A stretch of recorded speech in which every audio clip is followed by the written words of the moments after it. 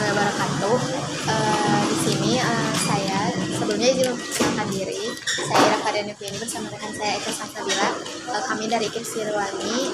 Tujuan kami untuk mewawancara ibu itu untuk mengetahui bagaimana proses pembukaan rekening untuk secara offline maupun secara online. Lalu bagaimana SOP yang diterapkan di bank ini. Mungkin langsung saja Ibu memperkenalkan diri. Izin perkenalkan, nama saya Bunga dari CSBRI Cicadas Timur. Yang pertama itu kita ada, kalau pembukaan rekening ada dua. Yang pertama online, yang kedua offline. Tapi sekarang itu disarankan untuk pembukaan itu secara online dulu. Karena di sistem kalau secara offline itu biasanya harus ada yang udah punya rekening. Misalkan kalau secara online kita harus HP-nya yang udah Android kalau iOS. Terus udah gitu download aja aplikasi Brimo-nya, nanti disiapkan KTP itu kalau hanya online.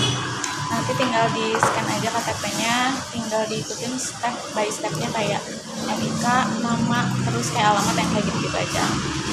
Nanti di situ kita bisa langsung masuk ke Brimo kalau udah beres namanya apa itu? Kalau udah beres pendaftaran lewat Brimo-nya. Nah, tapi kalau misalkan di Brimo itu, Brimo biasanya kita nggak terbitin kartu ATM sama buku tabungan. Karena kan di Brimo udah bisa sekarang tarik dan store tanpa kartu ATM.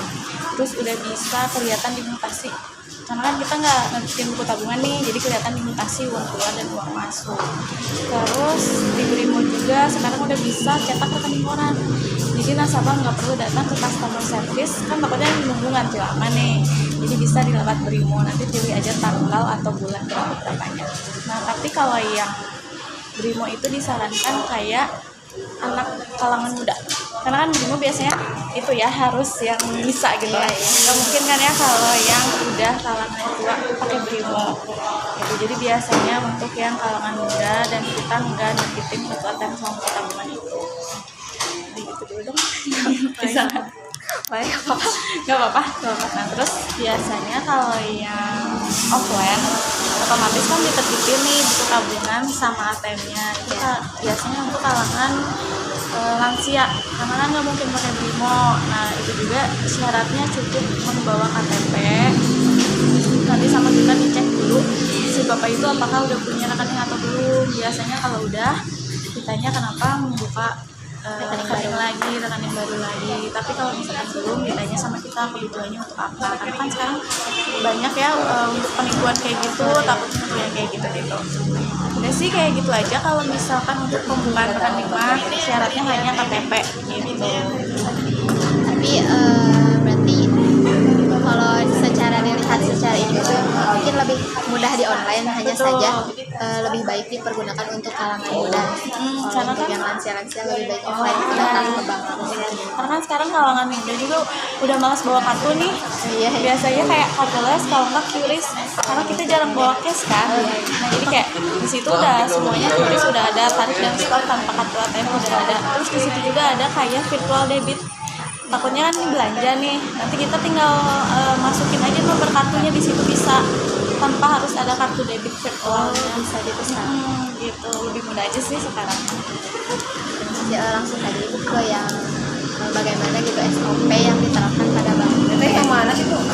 Kalau di kita di BRI ini layaknya kayak misalkan penampilan frontliner itu kan maksudnya garda terdepannya BRI gitu ya.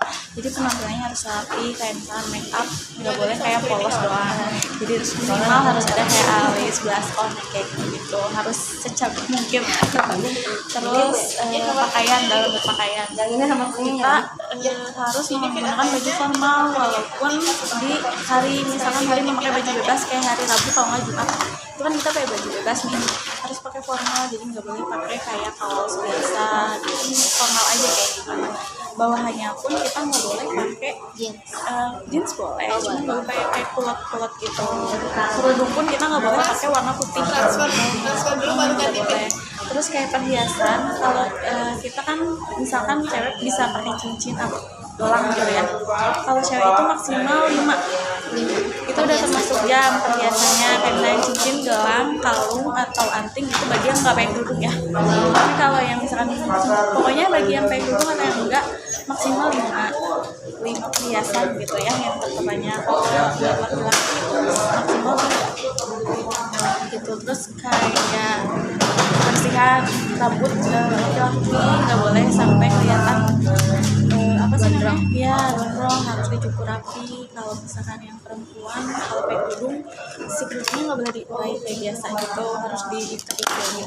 Terus yang cewek kalau misalkan hari Rabu dan Jumat itu kan bebas nih, kita boleh diurai gitu. Tapi kalau misalkan di hari Senin, Selasa dan Kamis itu kita harus dicepol.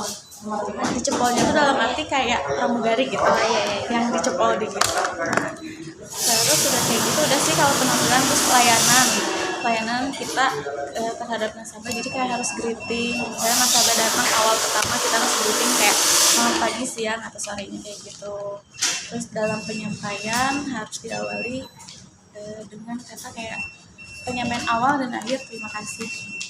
Terus kayak gitu aja sih pokoknya pelayanan mah. Kalau misalkan kita mau ke belakang nih, kita harus izin juga kepada nasabah, izin ke belakang kalau ibu atau bapak untuk membawa apa tapi yang utama penampilan sama kebersihannya Karena dilihat dari karena kita kan maksudnya dari terdepan gitu, pasti orang lain datang untuk ngeliat langsung ke para frontrunnernya ini kayak gimana nih, masa kan datang kayak acak-acakan gitu kan, nggak mungkin gitu. Jadi penampilan sih yang penting. Jadi Bu, mungkin dicukupkan untuk wawancaranya karena hanya itu yang diwajibkan. Lalu mungkin terima kasih Ibu. Sebelumnya juga mohon maaf mengganggu waktunya. Terima kasih juga telah meluangkan waktunya untuk diwawancara oleh kami. Assalamualaikum warahmatullahi wabarakatuh. Salam warahmatullahi wabarakatuh.